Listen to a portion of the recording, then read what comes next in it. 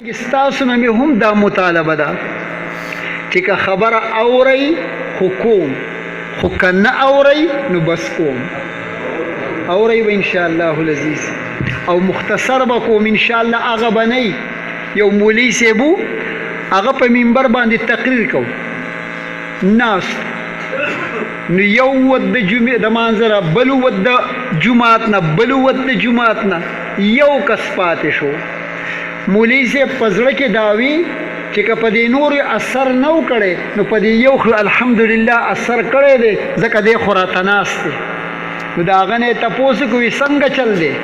وي ته خو نه ځي؟ وي جي زم روان یم، خو دا ستا نه لاندې چې کوم څادر غوړېدلی دی دا زما دی. پښتو مو واورېده؟ دا چې کوم څادر غوړېدلی په دې منبر باندې دا زما دی، ورنه زه به هم د جومات نه څه دی تلی وم. نو انشاءالله زه به دا مقنه راولم چې تاسو دې څه دی روان شئ د خیر سره.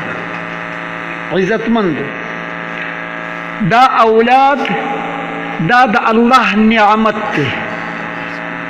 نعمت څه ته وایي؟ نعمت دې ته وایي چې د هغې په میلاوېدو باندې ستا د زړه نه غم او فکر ختم شي. قرآن پاک کې الله جل جلاله موږ ته د یو دوو هلکانو واقعه ذکر کړې ده، او هغه هلکان څه کمزوري نه دي، د خاندان او د نسب په اعتبار سره په خپل وخت کې د ټولو نه اعلی او لوی دي، او دواړه ماشومان هلکان د هغوی پلاران په انبیا علیهم السلام کې لوی عظمت او مرتبه لري. یو د اسماعیل او بل د کنعان. اسماعیل علیه السلام دا د ابراهیم علیه السلام زوی دی. کنعان دا د نوح علیه السلام زوی دی. دواړه د اولو العزم د لوی مرتبه خاوندان پلاران لري، لیکن یو صالح دی او دا بل بد کردار دی. خدای پاک دغه صالح ذکر هم کړی او خدای پاک دغه بد کردار هم ذکر کړی، او ما او تا ته تعلیم درکړی چې دا ځان دپاره اولاد غواړي د اسماعیل غونته کې غواړه، او د کنعان غونته کې اولاد نه ځان ساته. خدای دې چاله داسې اولاد نه ورکړي. ولې؟ اسماعیل وړوکی دی. فلما بلغ معه السعي قال يا بني إني أرى في المنام أني أذبحك. چې کله بچی چې کله خپاړې تاسو پېژنئ، چې په ځمکه ځان سوړوي، بچی چې د خپاړو شي نو ماشاءالله مور یې بیا ګونګړي پاخه کړي، وایي پلانکې خو په خپاړو روان دی، خوشحالېږي، وایي شکر دی، او بیا ورته د لاس هغه ګاډی والي وي چې په دې باندې د تلو چلي زده کړي. خو چې کله دې کټ ته لاس اړم کړي او اوچت شي او مور یې خیرات وکړي، ماشاءالله داسې شو. او چې بیا لږ لږ په منډه منډه روان شي نو مور او پلار یې دواړه خوشحاله، او پلار یې وایي دا ماشوم به د ځان سره وباسي. لیکن چې په دغه وخت کې درپسې د خدای د طرف نه حکم راځي چې حلالوې په ایمان یې وایي د پلار او د مور په زړه کې به څه تېرېږي. فلما بلغ معه السعي، کله چې اسماعیل علیه السلام د خپل پلار سره د منډو ته وشو، خوب یې ولید. یا بنی انی ارا فی المنام، ای زما بچوړیه ما خو په خوب کې دا لیدلي دي انی اذبحک، چې زه تا حلالوم، زه تا حلالوم. یو ځل یې خوب ولید، صدقه یې ورکړه، بیا یې خوب ولید، بیا یې صدقه ورکړه. خو چې په درېیم ځل یې خوب ولید وایي چې بلکل دا خوب به زه اوس پوره کوم. عزتمندو مسله دا ده، د انبیا علیهم السلام خوب په خوب کې څه لیدل دا د خدای پاک د طرف نه حکم دی، دا به کوي. لیکن که یو بزرګ خوب ولید یا د محلي یو عام سړي خوب ولید نو دا د ده دپاره خوب دی، خو دا زما لپاره حکم نه دی چې زه به خامخا په دې باندې عمل کوم.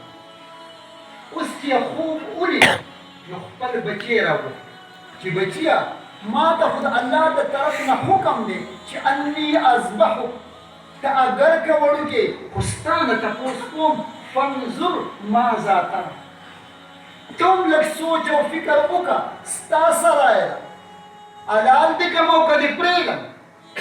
اسماعیل ماشوم دی، صرف د منډو ترو دی، نابالغ نه دی. ورته وایي یا ابت افعل ما تؤمر، ای زما ابو افعل ما تؤمر، چې خو زما خدای تا ته کوم حکم کړی دی بلکل په دې باندې عمل وکړه. او که ته وې چې زه به خفه شم یا به زه د خدای پاک حکم ته تیار نشم نو ستجدني ان شاء الله من الصالحین هم راغلی، ستجدني ان شاء الله من الصابرین، ته به ما ووینې زه به د الله جل جلاله د دې حکم پوره کولو ته بلکل ثابت قدم یم. ابراهیم علیه السلام د خدای پاک په حکم باندې عمل کوي. اسماعیل یې روان کړو او چې کله په مینا کې ډېر بدر کې حاجیان دي، په مینا کې مذبح خانې ته ورسو او علالی اسماعیل ماشوم دی لیکن خپل پلار ابراهیم علیه السلام ته 3 وصیتونه کوي چې ابو په 3 خبرو به عمل وکړي. یو ده چې زما لاسونه او خپې به وتړي چې هسې نه د خدای پاک د حکم په پوره کولو کې وروستوالی راشي. دویمه دا ده چې زما به سترګې م وتړي، هسې نه چې زما او ستا سترګې د یو بل سره برابر شي نو ته مې پلار یې او زه دې زوی یم، پلار نشي کولی چې زوی یې حلال کړي. زما سترګې وتړه چې اصل زما او ستا سترګې د یو بل سره ولګي او د خدای پاک د حکم په پوره کولو کې وروستوالی راشي. او دریمه دا ده چې چاړه به انتهایي تېره کړي چې څنګه زما په دې مړی باندې کېږدې نو چې بس زما مړی کټ شوي چې د خدای پاک د حکم په پوره کېدو کې وروستوالی راشي. ابراهیم علیه السلام په 3 واړو د دې خپل وړوکي بچي په 3 واړو خبرو باندې عمل وکړو. نو فلما تله للجبین راویې غورځوه، دا تندی دا یو طرف دا یو په یو طرف باندې کېښوده، چړې پې کېښوده. نو وفدیناه بذبح عظیم او ونادیناه ان یا ابراهیم قد صدقت الرؤیا. اواز راغی چې ابراهیم خپل خوب دې رښتینی کړو.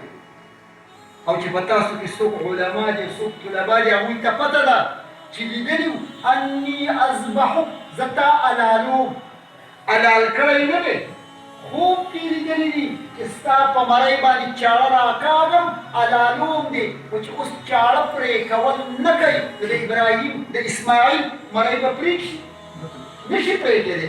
نو انی اذبحک، زه تا حلالوم، ما په ځمکه راغورځولی، په مرۍ باندې مې دغه چړه کېښودلې ده، دومره یې خوب لیدلی او دقه یې رښتینی یې کړو. ځکه ورته الله جل جلاله وفرمیل ونادیناه ان یا ابراهیم قد صدقت الرؤیا، یقینا تا هغه خپل خوب رښتینی او بیا الله جل جلاله ته دغه قرباني دومره پسند راغله چې وفدیناه بذبح عظیم، د جنت نه یو ګډ راولېږو او د اسماعیل علیه السلام په ځای باندې هغه ذبحه کړلی شو.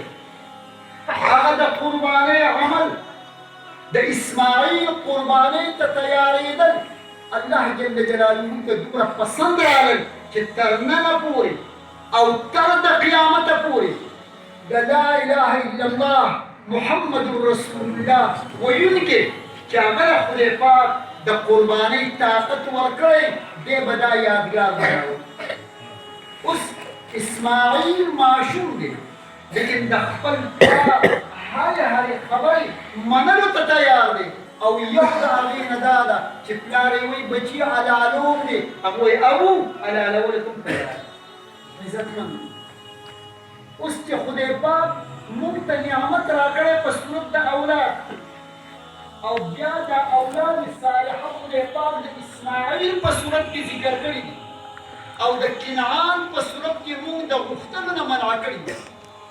اوس به زما او ستا د دې دور د اولاد دا به د اسماعیل غونته کې فرمانبردار، تابعدار او نیک به څنګه جوړېږي؟ دا به موږ سکول ته ویلېږو، کالج ته ویلېږو، بازار ته ویلېږو چې هلته کې به دا